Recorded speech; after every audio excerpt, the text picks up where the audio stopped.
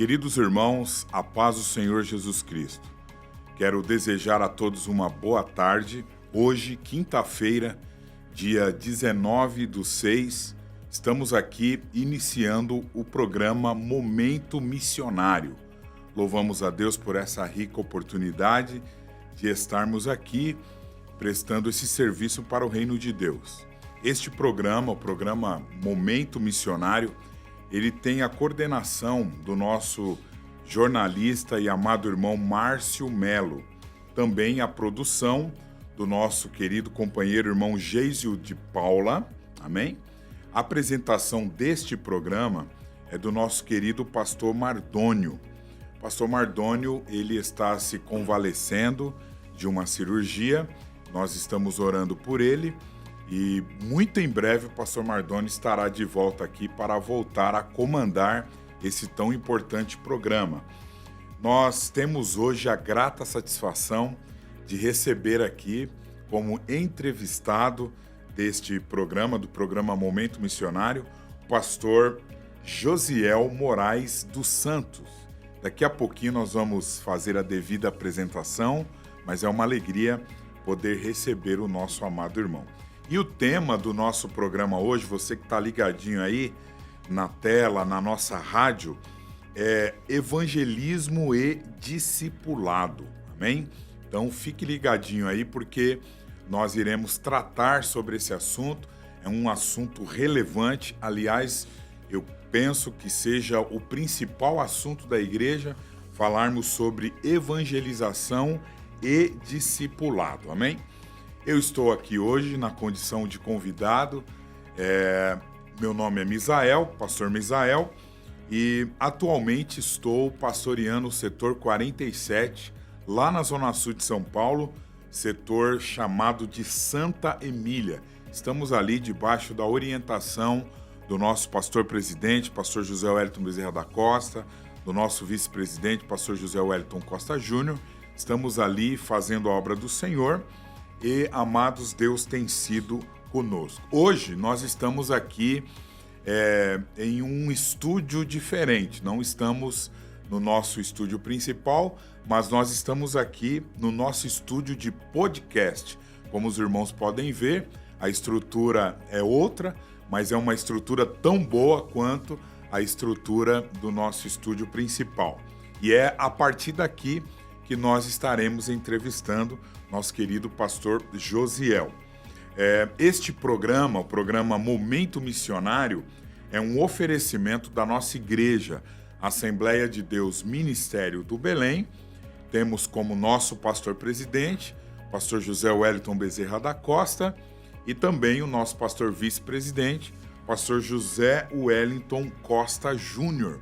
Nós queremos saudar os nossos pastores e agradecer a Deus pela vida deles e pela liberdade que ambos nos dão de estarmos aqui nessa manhã, nessa tarde, para poder apresentar esse tão importante programa. Nesse momento nós iremos, amados, fazer uma oração, agradecendo ao Senhor por estarmos aqui nessa tarde para a realização desse programa. Oremos a Deus. Querido Deus, eterno Pai, nós te louvamos, bendizemos o seu nome, Senhor, pela oportunidade que o Senhor nos concede de estarmos aqui. Pedimos ao Pai querido a sua orientação, que o teu Espírito Santo possa nos conduzir, iluminando a nossa mente, e que tudo que for falado aqui, Senhor, seja para proveito da sua obra. Nós te agradecemos pela vida do pastor Josiel, que já está conosco, que será, Senhor, um canal de bênção para as nossas vidas na tarde desse dia. Sê conosco, nós assim oramos e te agradecemos no nome de Jesus. Amém. Meus amados, a Igreja Evangélica Assembleia de Deus Ministério do Belém, São Paulo, é uma igreja dinâmica no trabalho da evangelização e no trabalho da obra missionária.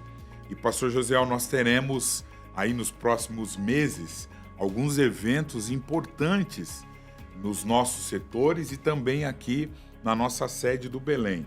Por exemplo, nos dias 27, 28 e 29 de junho, estará acontecendo a 21ª conferência missionária na nossa igreja, no nosso setor 13, na cidade de Suzano, setor este pastoreado pelo pastor Saulo Marafon. O tema está baseado em Atos, capítulo 2, versículo 14. Ponho-me de pé, falo em voz alta e evangelizo. Então você fique ligadinho aí para participar deste evento. Aqui na nossa sede, no dia 9 de julho, às 14 horas, estará acontecendo a terceira reunião com o Departamento de Missões, conectados com o reino, cumprindo a missão. Amém?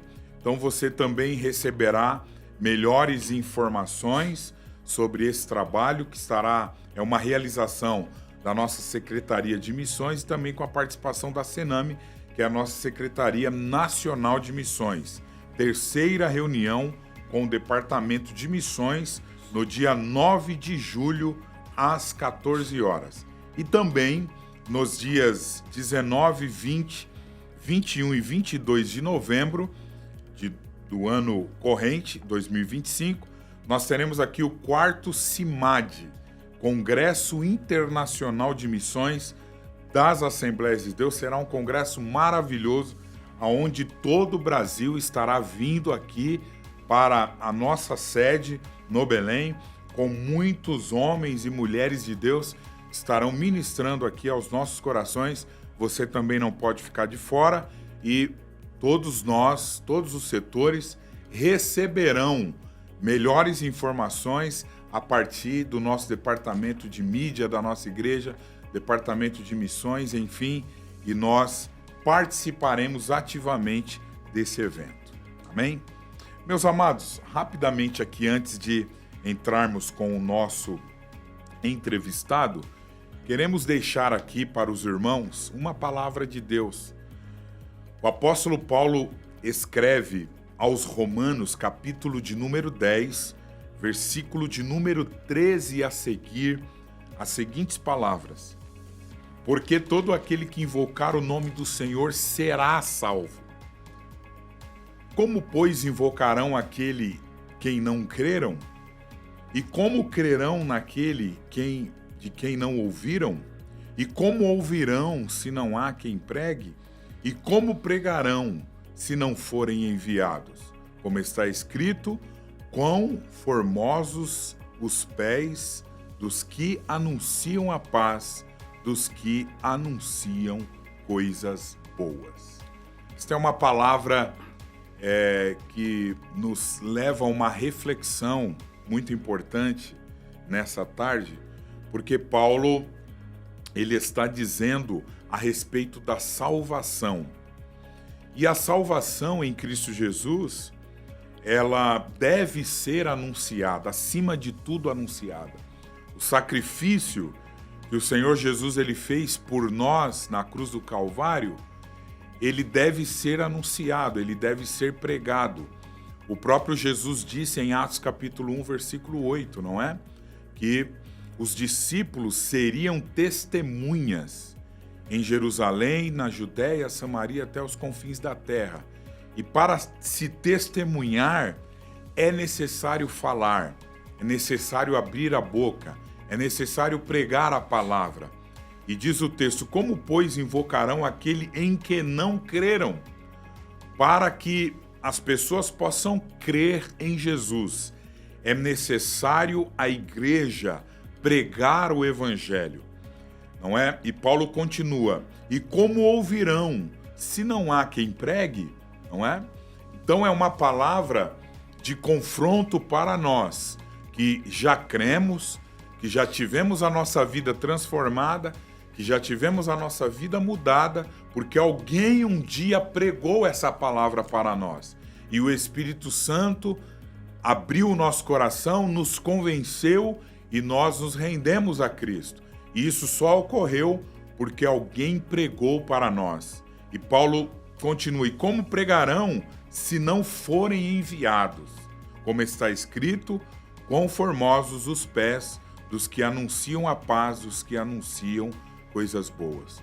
O Senhor Jesus, ele não enviou somente os 70, mas ele enviou toda a igreja, todos nós somos em potencial missionários da obra de Deus. Não importa se você é um missionário local, se você é um missionário urbano, se você é um missionário que já foi enviado para um outro estado, para um outro país, todo crente tem a responsabilidade, como um missionário, de pregar e anunciar as boas novas do Evangelho. Fique com essa palavra no seu coração e que possamos não perder nenhuma oportunidade, que o Senhor possa lhe dar tantas outras oportunidades, meu amado, para que você continue pregando a palavra de Deus. Meus amados, isso posto, com muita alegria, estamos recebendo aqui nessa tarde pastor Josiel Moraes dos Santos. Pastor Josiel, ele trabalha como contador.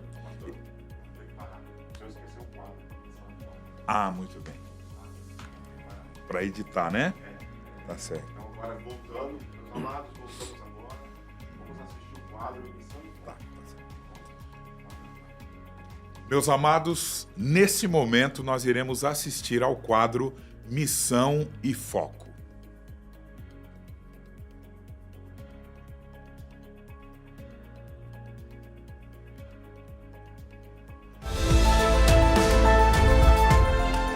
Missão em Foco.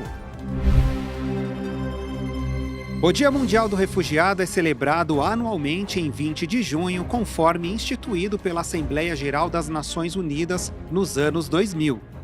A data tem como objetivo homenagear a coragem e a resiliência das pessoas que foram forçadas a deixar seus países de origem devido a conflitos, perseguições ou violações de direitos humanos. Além disso, busca sensibilizar a sociedade sobre a importância de garantir proteção e inclusão para essas populações nos países de acolhida. Até junho de 2024, havia 122 milhões de pessoas deslocadas à força em todo o mundo. Desse total, cerca de 43,7 milhões eram refugiados, sendo 32 milhões sob o comando do Acnur, Agência da ONU para Refugiados, e 6 milhões de refugiados palestinos sob o comando da Agência das Nações Unidas para Assistência aos Refugiados da Palestina no Oriente. Além disso, havia 4,4 milhões de pessoas apátridas, ou seja, sem nacionalidade reconhecida. A maioria dessas pessoas vive em países de baixa e média renda, o que evidencia a necessidade de maior solidariedade internacional para enfrentar essa crise humanitária. Dário Nascimento para a Rádio ADFM 88.7.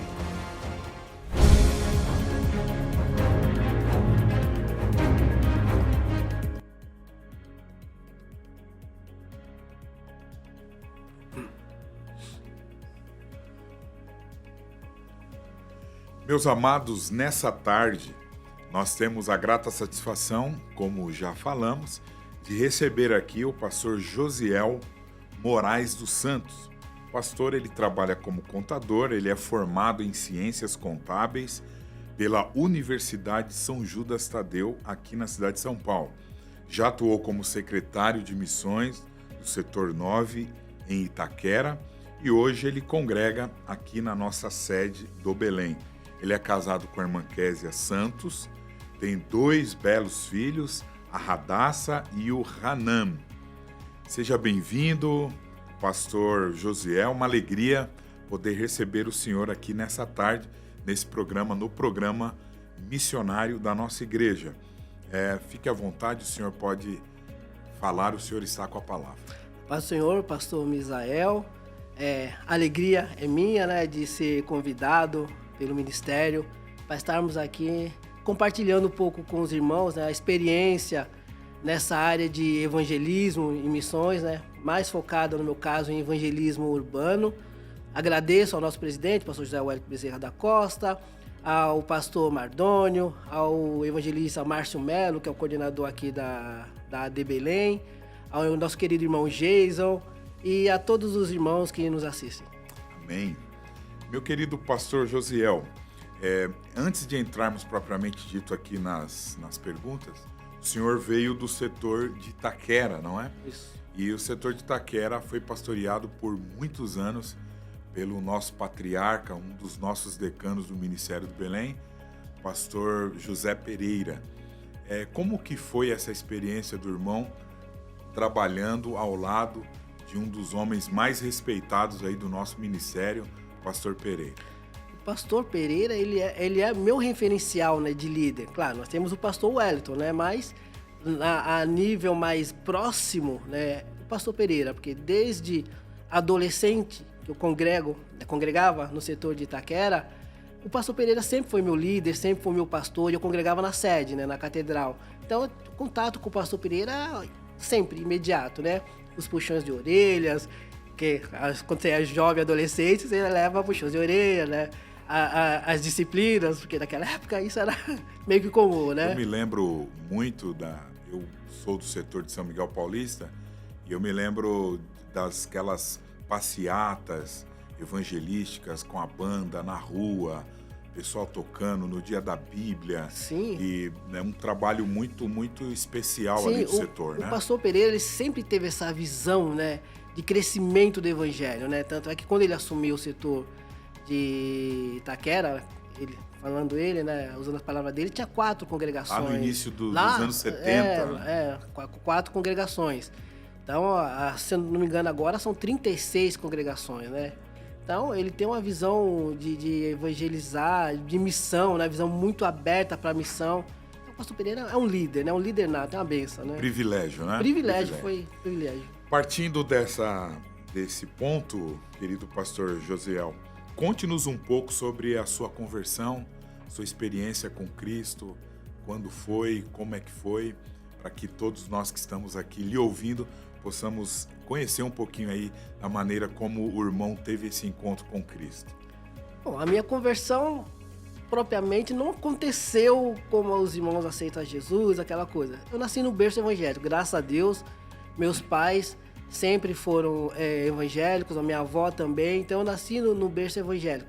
Mas quando você nasce no berço evangélico, você precisa ter, né, um chamado. Você precisa ter aquela noção, a quem eu estou servindo, né? Quem é Jesus.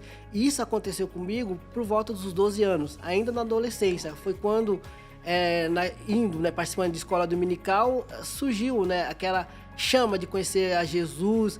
E foi quando eu me batizei. Logo em seguida, aos 14 anos, fui batizado com o Espírito Santo. Então, quando você é batizado com o Espírito Santo, aí o contato, a intimidade com Cristo melhora, né? Então minha conversão se deu aí. Eu creio que se for ter uma data para conversão, acho que aos 12 anos foi quando eu comecei a ter noção, né, do que é ser cristão, servir a Deus. Foi quando eu comecei a gostar de participar dos trabalhos da igreja, né? Foi. Então o pastor Josiel é nascido em um lar evangélico, então já teve essa formação desde o começo. Sim. Ali caminhando para a escola dominical, não é a salinha das crianças. Sim. E ali a sua formação cristã já foi sendo estabelecida a partir da educação paterna e materna. Sim. E aí, hoje nós temos aí um grande homem de Deus já formado, um grande amante do evangelho e um grande pregador da palavra, que é o nosso querido pastor Josiel. Meu amado, seguindo aqui, a nossa igreja, Assembleia de Deus, Ministério do Belém, ela tem um trabalho muito estruturado na parte de evangelização, com cultos ao ar livre, visitas, discipulado. Conte-nos um pouco, então, sobre a estrutura que se tem aqui dentro da nossa igreja. Quando a gente fala de Belém, como diz o nosso pastor presidente, é uma casa com muitos cômodos, né? Sim. Então, cada setor tem a sua dinâmica de trabalho, enfim, os seus formatos de evangelização. E nós gostaríamos que o irmão nos relatasse um pouquinho sobre isso. Sim, claro. Então, eu vou falar sobre o nosso cômodo aqui, sede, né? Sim. Mas, como o irmão falou, né, o pastor Wellington sempre fala, o Belém é uma casa com vários cômodos, né?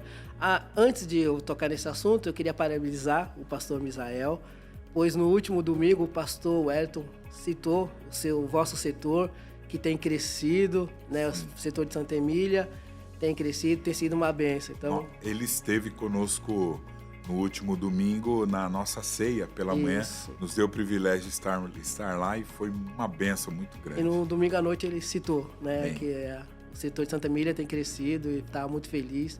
Então, parabéns. Obrigado. Quer dizer que teu irmão também é evangelizador. O irmão tem visão de foco evangelístico, Amém, né? E roga a Deus que todos os setoriais possam ter também, né, essa visão. Amém. Voltando à sua pergunta, né, do trabalho estruturado, eu vou começar por Itaquera, né?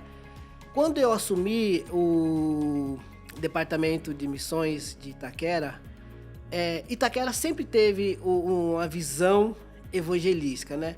Mas na minha visão, não tinha uma estrutura, né? Uma secretaria que pudesse dar apoio às congregações, né? Fazia-se congresso de missão, se reunia os líderes de missões das congregações para fazer o congresso de missão. Acabava o congresso de missão, todo mundo se separava e cada um vivia a sua vida. E quando eu assumi a Secretaria de Missões, né, não a Secretaria, a coordenação, porque lá em Itaquera tem o secretário de Missões, que na época era o pastor Manuel Pedro, e eu era o coordenador, né? O coordenador é que faz tudo. O secretário manda e o coordenador... Pois é. O secretário manda e o coordenador faz tudo. Mas não tinha essa estrutura, né? A princípio eu não queria assumir a Secretaria de Missões.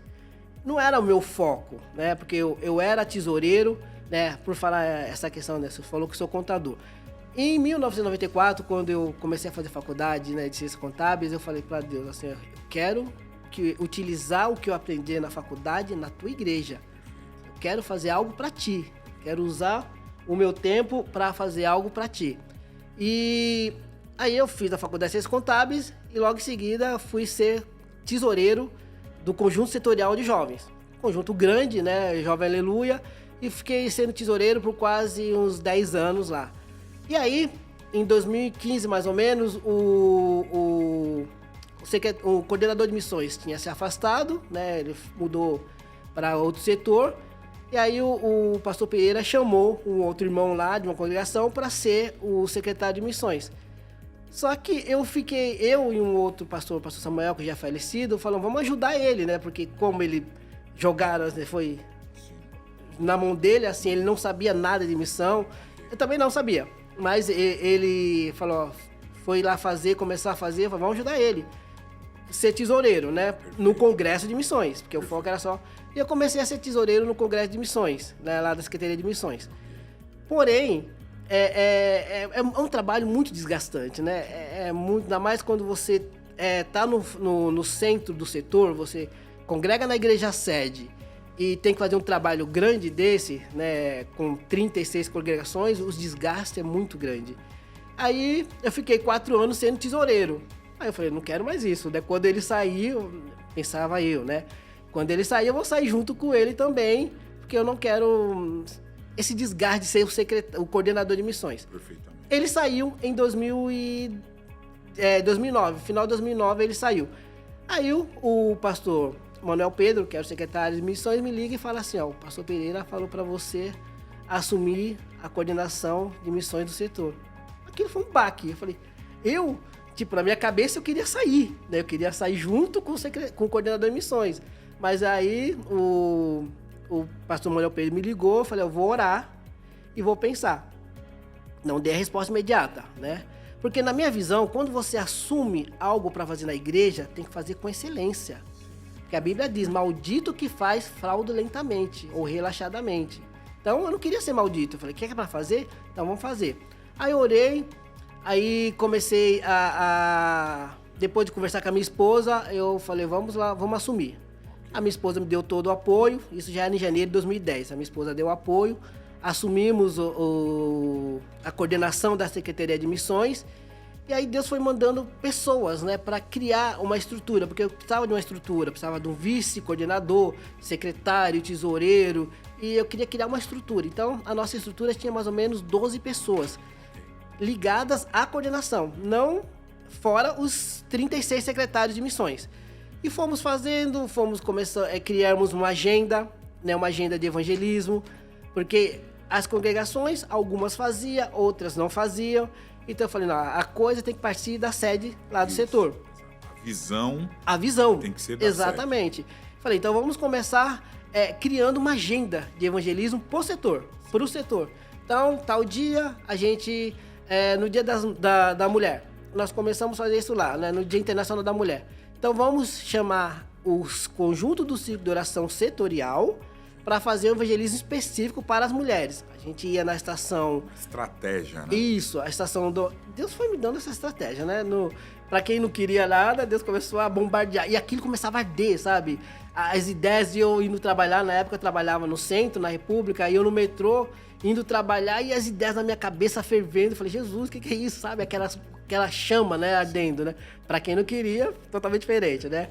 E começamos a juntar, né, o círculo de oração setorial.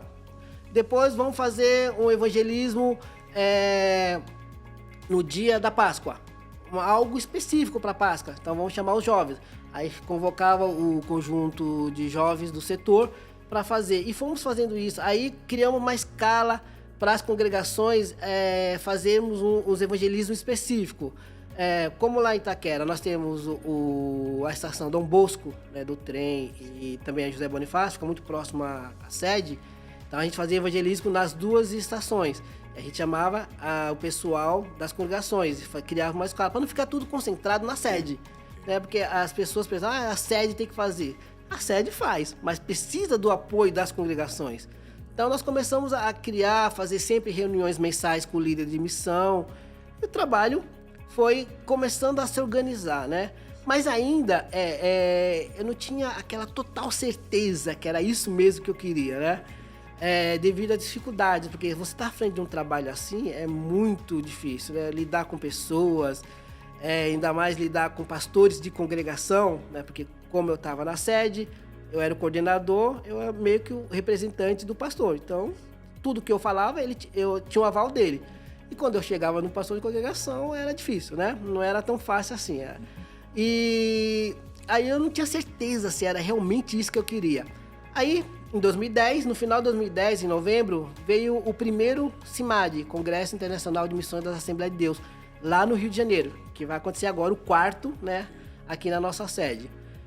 E eu fui lá, né, pro congresso, falei, já que eu estou envolvido nesse negócio de missão, vou começar a participar desses congressos de missões, essas coisas. E fui lá no Congresso de Missões. Começou na sexta-feira, foi uma benção, no sábado foi uma benção o dia inteiro, mas no domingo, na manhã missionária, que era o encerramento, o impacto foi tão grande do Espírito Santo no local, uma coisa assim tão grandiosa, que aquilo me deu um impacto, sabe? Você leva um impacto tão grande que eu falei, não, é isso que eu vou fazer. Eu saí de lá decidido, eu vou fazer, vou trabalhar, vou me empenhar em fazer... estruturar, em evangelizar, é isso que eu queria. E aí, a partir daí, a coisa seguiu, né? Começou a crescer, criamos uma agenda permanente lá em Itaquera, né? Com várias datas. Inclusive, essa agenda, o pastor Juari começou a utilizar também a nível nacional, né? Mas que eu me lembre, foi lá, salvo engano, começamos em Itaquera, né? 8 de março, Páscoa... o domingo da igreja perseguida, que é uma coisa que não se fala muito, porque nós acabamos de ver um vídeo sobre o dia 20 de julho, que é o dia do refugiado, né? E existe o dia da igreja perseguida. Então, tem uma organização que trata desse assunto, que no último dia 15 agora, foi o domingo da igreja perseguida, né? Então, começamos também a incentivar as congregações nesse dia, no domingo da igreja perseguida, é uma data rotativa, não é uma data fixa, tá?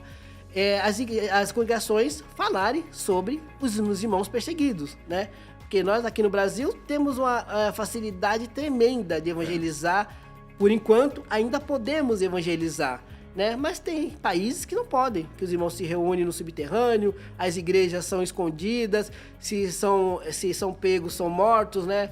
Então, comecei a fazer isso e criamos várias datas lá em Itaquera. Veio em 2014 a Copa, né?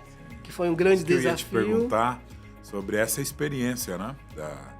do trabalho, porque ali em Itaquera foi construída uma arena, né? Que hoje é a arena lá de um dos times aqui de São Paulo.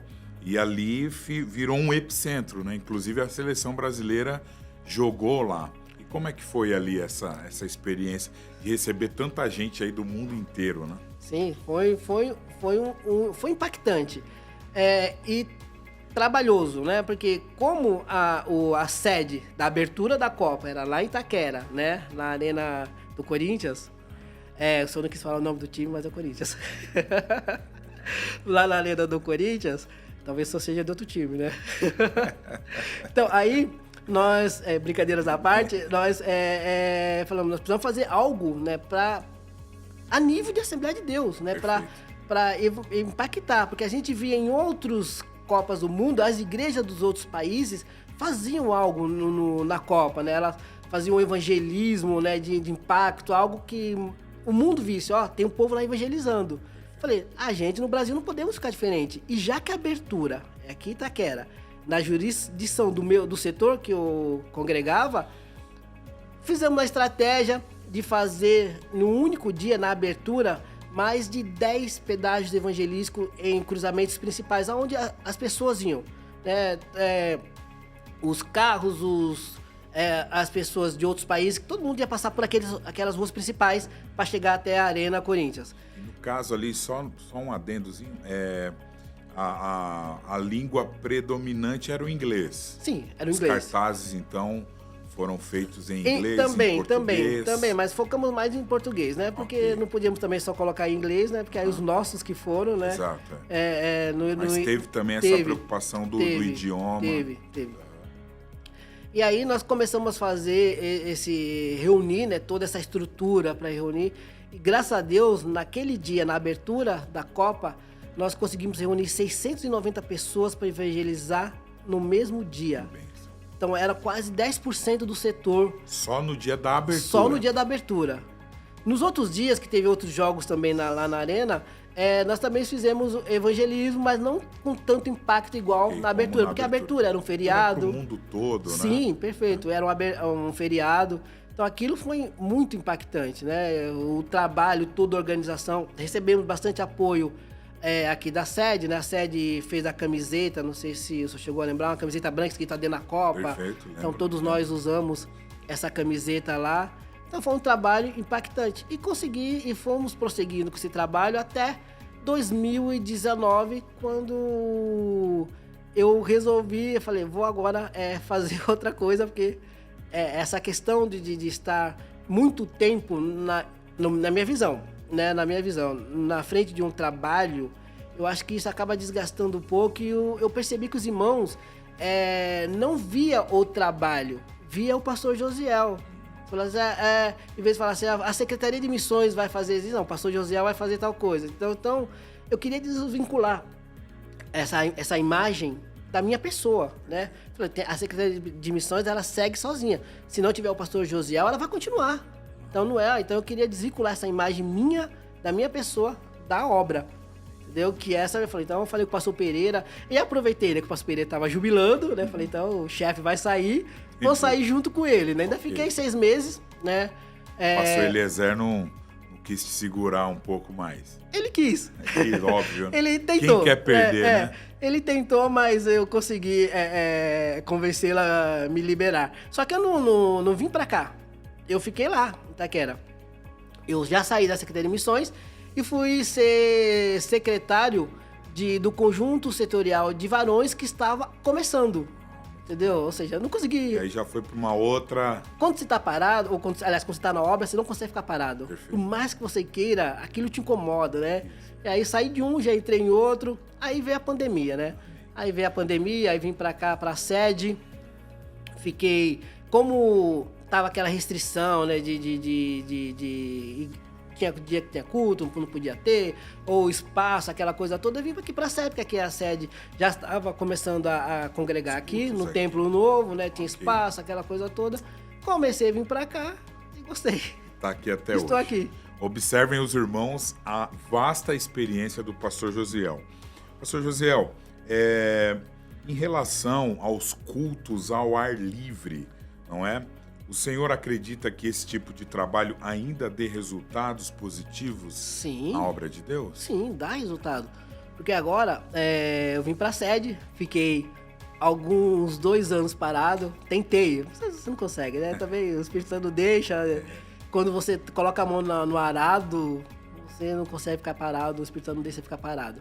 Aí comecei a trabalhar com o pastor Samuel, né, no evangelismo, no Parque do Belém.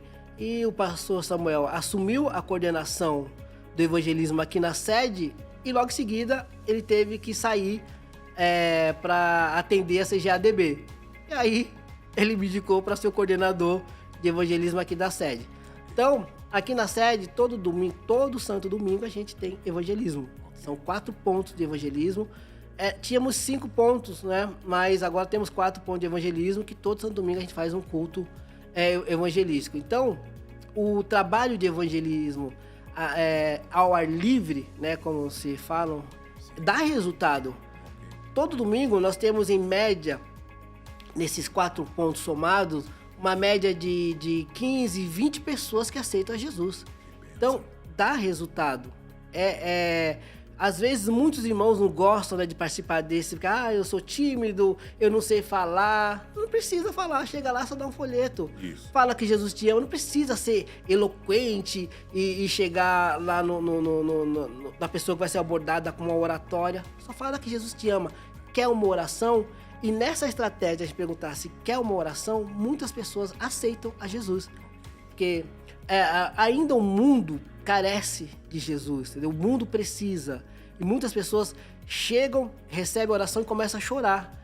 Ou seja, elas estão precisando, estão magoadas, estão desesperadas, a alma está abatida. E somente Jesus para curar, né? Somente para Jesus para dar essa solução na vida delas. Então, dá muito resultado. A gente percebe, especialmente na região mais centralizada da cidade, que é justamente onde está aqui a nossa igreja, que é muito próximo ao centro. Nós temos esse problema é um problema social, né? De muitas pessoas que não têm onde morar, que vivem na rua. Tem tido alguma experiência? Como que é a abordagem dessas pessoas? Uma vez que a região central é a região que mais tem concentrado essas pessoas desalentadas, que não têm onde morar, que infelizmente acabaram abandonando suas famílias. Como que tem sido a abordagem a essas pessoas? O senhor falou aqui da região central, né? Isso. Mas lá em Itaquera, nós já fazíamos um trabalho com uma mini Cracolândia que existia perto do Parque do Carmo, lá em Itaquera. Então, a gente chamava de evangelismo noturno. A gente saía para evangelizar, o nosso evangelismo começava mais ou menos às 10, 11 horas da noite e fazíamos 1 hora, 2 horas de evangelismo no centro da mini Cracolândia, onde só tinha usuários de drogas, as prostitutas, os homossexuais, porque ali perto do Parque do Carmo tem muito disso. Então a gente fazia evangelismo para essas pessoas. E sempre alguém aceitava Jesus, e era até impactante de ver que muito desses usuários de drogas, dessas pessoas que estão nessa vida, já foram evangélicos. Já foram. Então isso é muito impactante. Em algum momento a igreja perdeu essa pessoa, essa alma, por algum motivo. Talvez possa... Problema na família que a igreja talvez não conseguiu assistir. Exatamente. Casamento. Exatamente. Isso era muito triste. A gente via presbíteros, evangelistas lá nas drogas, e quando a gente começava a cantar, eles chegavam ao nosso lado, começavam a cantar e chorava. Levamos muito dessas pessoas para casas de recuperações, né, de drogados. Inclusive, vou até contar um testemunho de um que foi o mais impactante pra gente, né? Tinha um senhor lá, Fernando, que ele não estava na evangelismo noturno, mas ele era alcoólatra, né? E um certo dia, ele passando em frente à sede lá na catedral, bêbado, ele caiu em frente à igreja durante o dia. Isso acho que na quarta-feira ele caiu em frente à igreja, na calçada da igreja. O caseiro da igreja, na época tinha caseiro, o caseiro da igreja viu esse senhor lá, bêbado, na frente da igreja, chamou ele, né, pra dentro, falou para ele tomar um banho, alimentou ele, deu roupas, tudo. E aí o efeito do álcool foi passando, né? E ele foi embora. No domingo seguinte, na mesma semana, no domingo, ele voltou na igreja à noite. Ou seja, Deus usou o caseiro para que... Porque às vezes nós temos É normal do ser humano, né? Se você tá andando na rua, você vê aquele povo lá mal vestido, sabe que aliás são todos usuários de droga, aquelas coisas, você muda de calçada. Isso é normal do ser humano. Não vou criticar quem faça isso, é normal. Talvez eu, em algum momento, fiz isso. Então, mas naquele dia, Deus usou o caseiro e fez isso. Ele veio na igreja, aceitou a Jesus. Só que ele tinha consciência que era alcoólatra. E ele pediu para ir para uma casa de recuperação.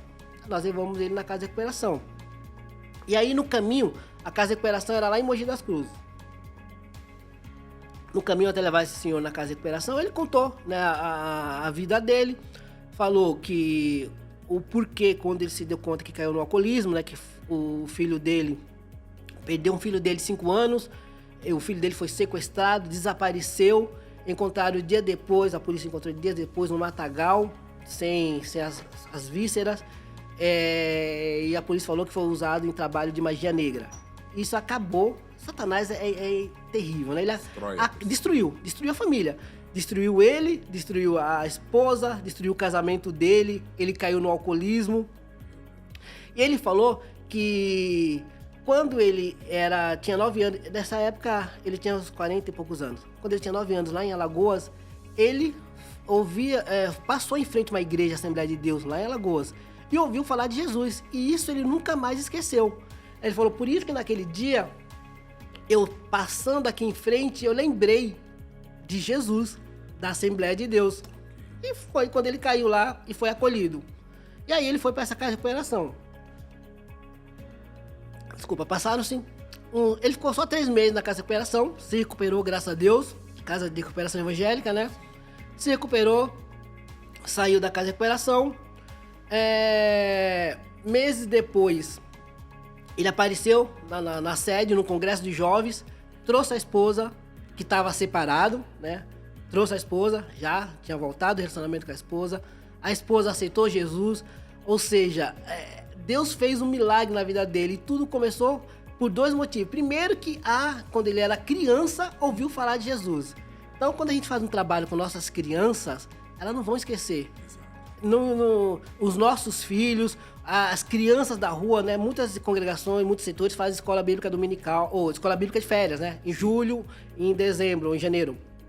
A Itaquera faz muito, né? Começou isso muito forte. E chegou uma época que tinha, numa escola bíblica de férias em julho, tinha quase 6 mil crianças, né? É uma benção. Então, e a maioria é não crentes. Sim. Só que essas crianças guardam no coração, elas vão se lembrar de Jesus em algum momento, né? E foi acontecer com esse senhor. Ele se lembrou de Jesus, a igreja acolheu, porque imagina se aquele caseiro não tivesse acolhido ele. Olha, é mais um bêbado na rua jogado, entendeu? Acolheu ele tava lá, fedido, alcoolizado, acolheu, deu um banho, deu uma roupa nova pra ele, e aí Deus fez a obra. Ele voltou e depois ele foi se mudou-se pra Santos, né? Acho que a família dele morava, mas... Servindo a Deus, ó. Creio que sim, né? Esse é o poder do evangelho, né? Exatamente. O evangelho, quando ele é pregado e ele é acompanhado de ações, de amor, não é? De socorro. Então, é isso, são essas experiências que nos motivam ainda mais a continuar falando do amor de Jesus. Então, é só continuando, eu gosto de falar, viu? Sim. Mas tem o tempo, né? Tem que parar um pouco. Perfeito, mas essa questão de quando você vê, né, para os nossos queridos irmãos, se você vê alguém na rua, que você vê que é usuário de droga, peça graça para o Espírito Santo, fale de Jesus, entrega um folheto.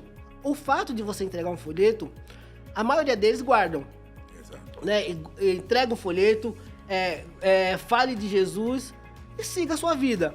Mas você vai ver que vai ter resultado. Talvez em algum momento Deus fale, né? Mostre para você qual foi o resultado daquele dia. Não ignore as pessoas, não ignore as vidas. As almas estão sedentas, elas precisam de Jesus. Fato é que nós lá em Itaquera, começamos um trabalho também denominado Abraço Grátis.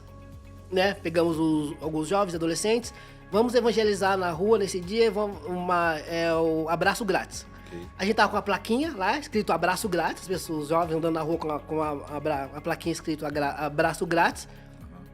E o objetivo era abraçar as pessoas e falar de Jesus. E, claro, homem abraçava homem, mulher com mulher, né? Senão... Aí a gente começou a fazer isso. E aí o impacto da primeira vez foi tão grande, tipo, as pessoas, as meninas, né, as jovens abraçavam as mulheres choravam, queriam receber oração, ou seja, as pessoas estão magoadas, o coração triste. Aí logo em seguida ligava, fulano de tal, eu ouvi a mulher falando, fulano de tal, estão abraçando as pessoas aqui no centro de Itaquera. É uma coisa, pra gente é uma coisa normal, pra nós cristãos, né, abraçar. Mas pro mundo não é. O mundo não tem mais amor, não tem mais isso. Então, indiferença, né? Exatamente. O medo, preconceito. Exatamente.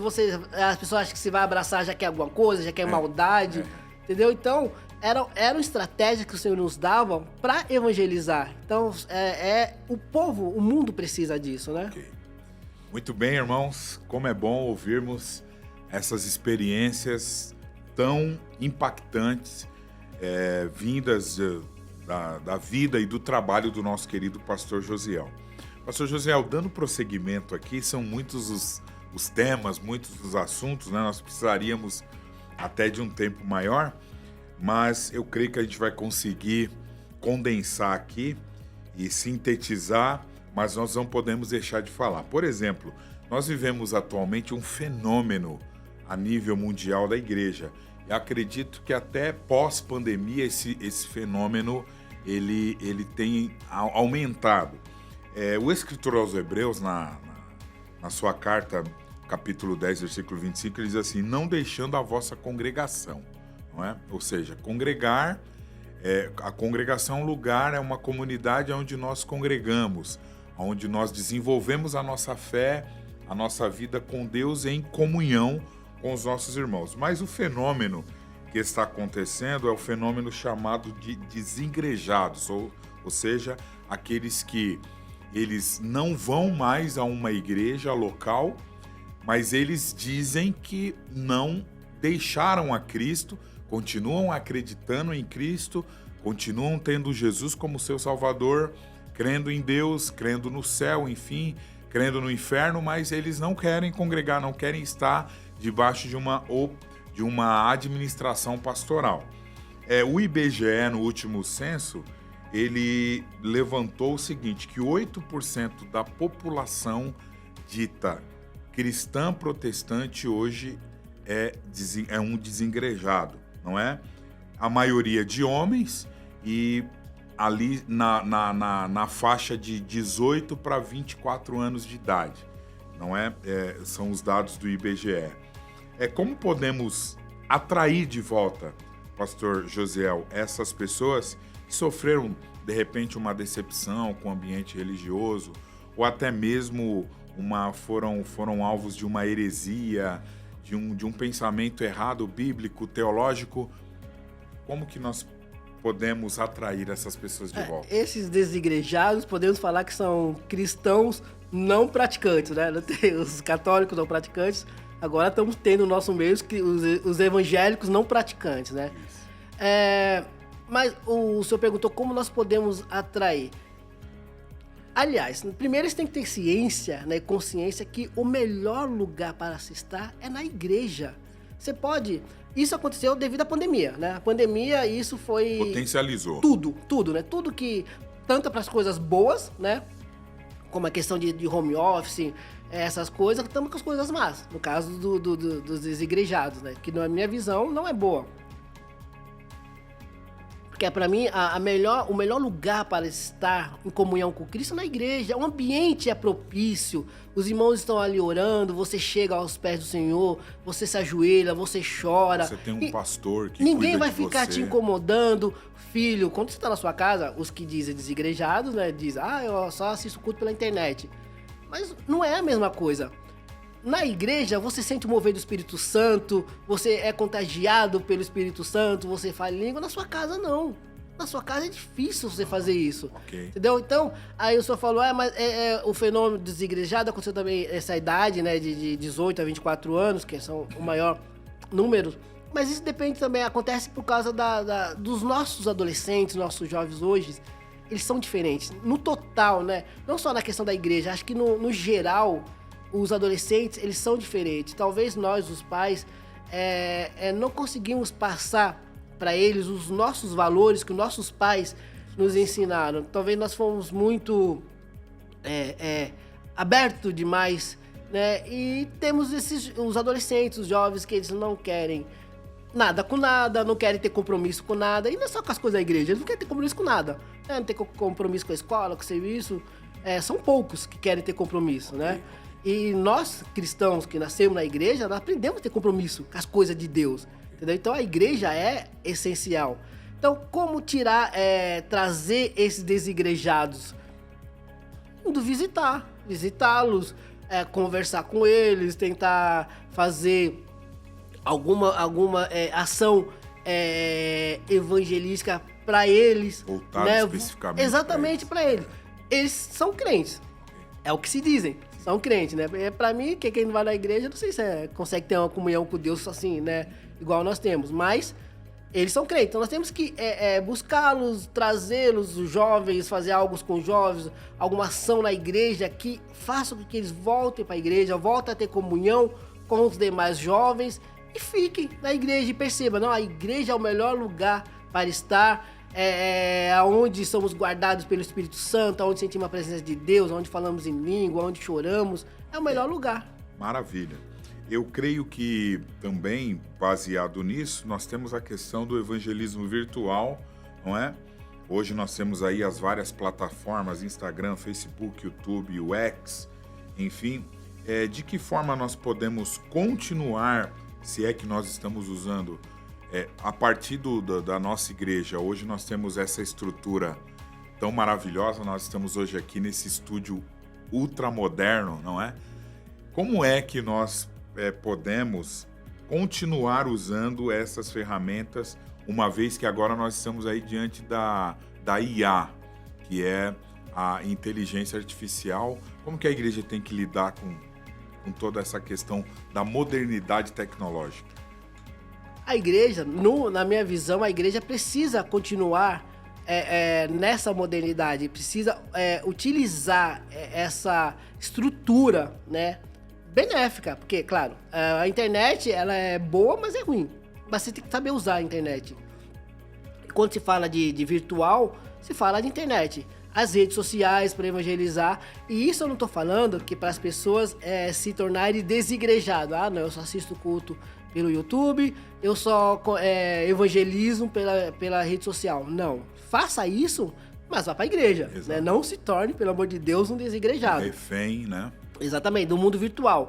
Porque o nosso mundo é real, né? Porque hoje as crianças e adolescentes estão muito virtualizadas, né? Tudo é muito virtual. Perfeito. Mas temos que continuar evangelizando, pregando pela internet, nas redes sociais. Manda um vídeo, fala Jesus te ama, pro seu amigo no WhatsApp. Você conversa bastante no WhatsApp, manda lá uma mensagem, Jesus te ama, sabe? Manda um versículo para ele.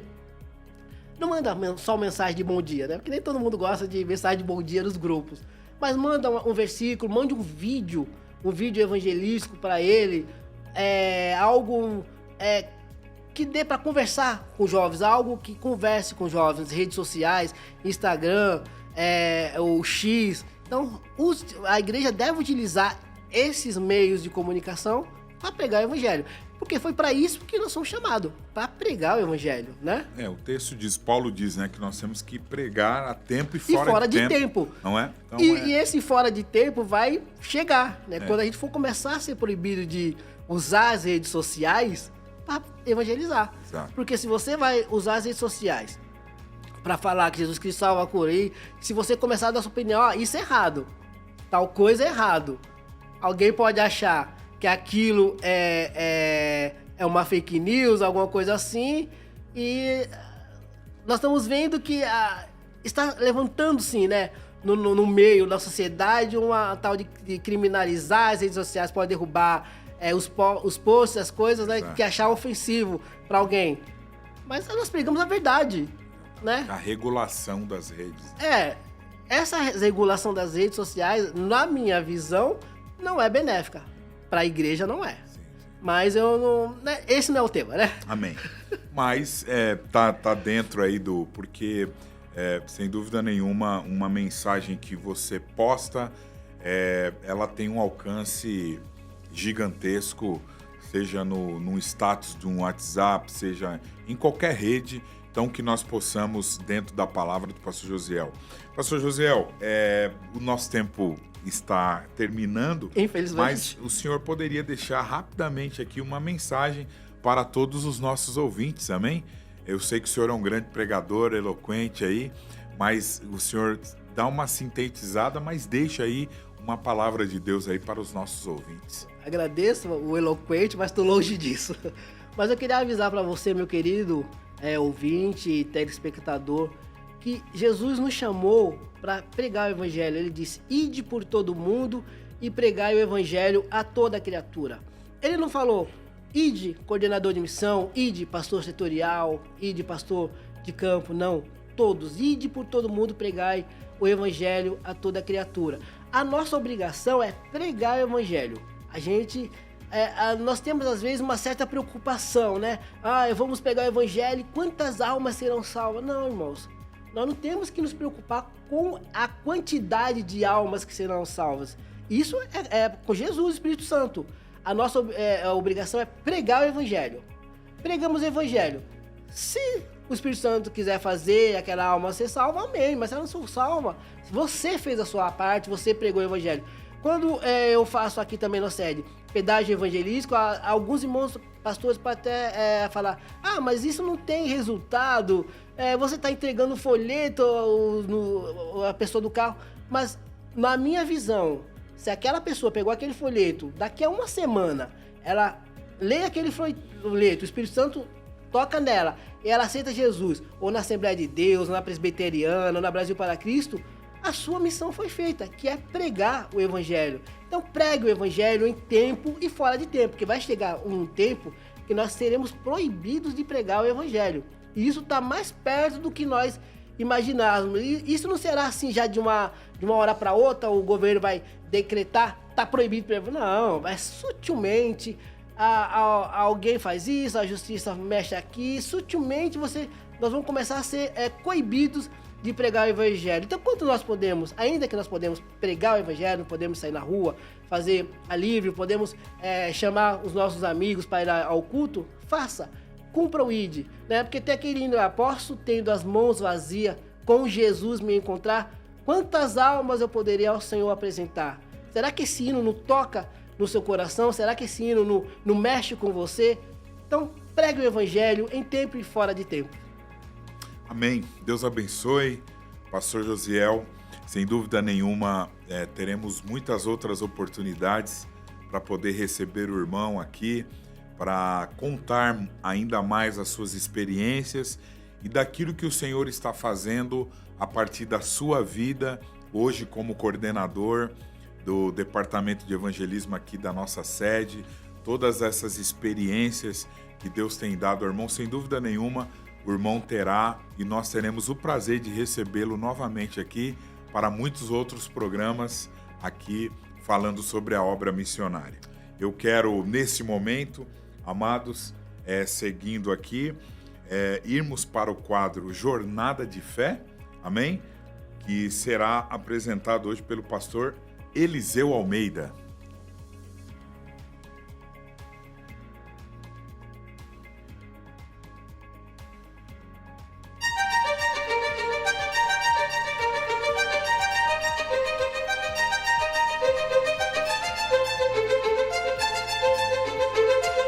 A paz do Senhor Jesus. Hoje nós vamos falar sobre o que é crer segundo a Bíblia.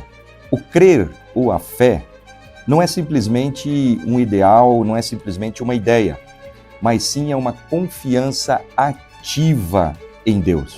Crer em Deus, segundo a Bíblia, é se entregar por completo. O escritor aos Hebreus diz na sua epístola, no capítulo 11, versículo 1, diz que a fé é o firme fundamento das coisas que não se veem, mas que se esperam, como se elas já existissem.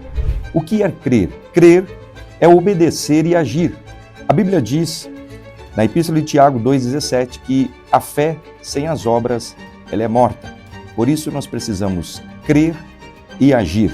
A verdadeira fé, ela é manifestada em ações. Noé, ele construiu uma arca mesmo antes da chuva. Abraão, ele creu em Deus, numa promessa de Deus, mesmo sendo já avançado em idade. Crer é depender de Cristo para a salvação. O apóstolo Paulo escreve na sua carta aos Efésios, no capítulo 2, versículo 8, diz que pela graça sois salvos, por meio da fé.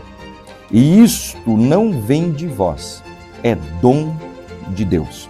A fé para a salvação, ela não é um mérito humano. A fé para a salvação, ela é um presente de Deus para o homem. Crer, segundo a Bíblia, é perseverar, mesmo nas dificuldades. O apóstolo Paulo escreve na sua segunda carta aos Coríntios, no capítulo 5, versículo 7, porque nós vivemos por fé e não pelo que vemos. Jó, ele perdeu tudo, mas ele manteve a sua fé firme e inabalável em Deus. Daniel, ele orava a Deus e mantinha a sua fé em Deus, mesmo sobre fortes ameaças de morte. Então, crer muitas vezes significa confiar em Deus, mesmo quando tudo parece não fazer sentido.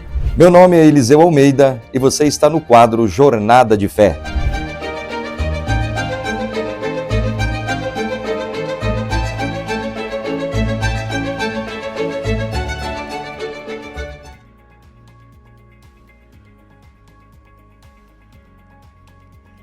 Meus amados, no encerramento do nosso programa, Momento Missionário, pastor Josiel, que esteve conosco nessa tarde, ele estará fazendo aqui as suas considerações finais.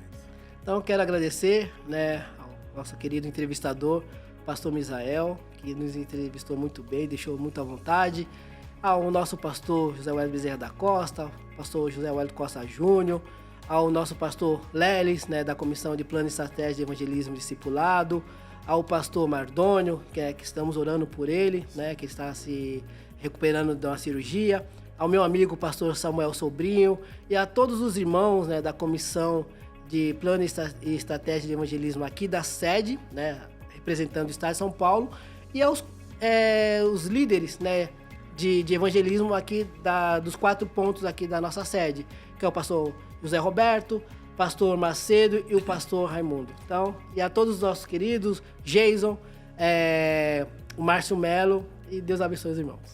Amém. Deus abençoe, pastor Josiel. Meus amados, uma alegria, foi um prazer muito grande ter você conosco nessa tarde, nessa 1 hora tão proveitosa. Espero que você tenha gostado desse programa. Continue seguindo-nos nas redes sociais. Nós estamos no Instagram, amém? Você vai procurar lá ADFM 88.7 no Instagram. Estamos também no Facebook, Rádio ADFM 88.7. Também estamos no YouTube, TV AD Belém 88.7. O aplicativo da nossa rádio é o seguinte, você vai buscar lá no app, no seu aplicativo lá, tanto no Android como no seu iPhone, Rádio AD Belém FM 88,7. O telefone da nossa rádio, você que quiser ligar para cá ou enviar especialmente uma mensagem pelo WhatsApp, é o 11 20 81 0475. Repetindo, 11 20 81 0485. Então essas são as nossas redes, você pode interagir conosco. Eu também quero agradecer ao meu Deus a oportunidade de ter estado aqui com o pastor Josiel, agradecendo aos nossos pastores, pastor José Wellington Bezerra da Costa, pastor José Wellington Costa Júnior, toda a nossa diretoria e toda a produção aqui da rádio ADFM 88,7. Nesse momento nós iremos orar e ore juntamente conosco, especialmente orando por Israel, que nesse momento está vivenciando um conflito pesado com o Irã. Vamos orar para que o Senhor possa pôr as mãos e ter misericórdia daquele povo todo ali na Palestina. Senhor nosso Deus e nosso Pai, nós te glorificamos, ó Deus, por essa tarde tão gloriosa, por tudo que ouvimos, pelas experiências trazidas pelo pastor Josiel. Continue usando o teu servo, Pai, como canal de bênção, como líder do departamento de evangelismo aqui da nossa igreja sede, e que possamos, ó Pai, ser todos impactados por esse trabalho, que muitas e muitas outras vidas sejam alcançadas por Ti, por intermédio do trabalho que é coordenado pelo nosso amado irmão. Oramos, ó Deus, pela obra da evangelização em todo o mundo, oramos, ó Deus, pela nação de Israel e pelas nações que estão ali, Senhor amado, na Palestina, por aqueles conflitos. Senhor amado, tem misericórdia das famílias, ó Deus amado, enlutadas, põe a tua mão, pois o Senhor é aquele que está no controle de todas as coisas. E a volta de Jesus está perto, Senhor, pois a tua palavra diz que nós temos que olhar para a figueira, e quando, Senhor, esta começasse a dar os frutos, era porque, Senhor amado, o verão estaria próximo, e nós estamos na iminência da volta de Cristo. Que possamos continuar pregando, anunciando a sua palavra, pois breve o Senhor Jesus voltará. Pai amado, nós assim oramos e te agradecemos por tudo. Amém e amém.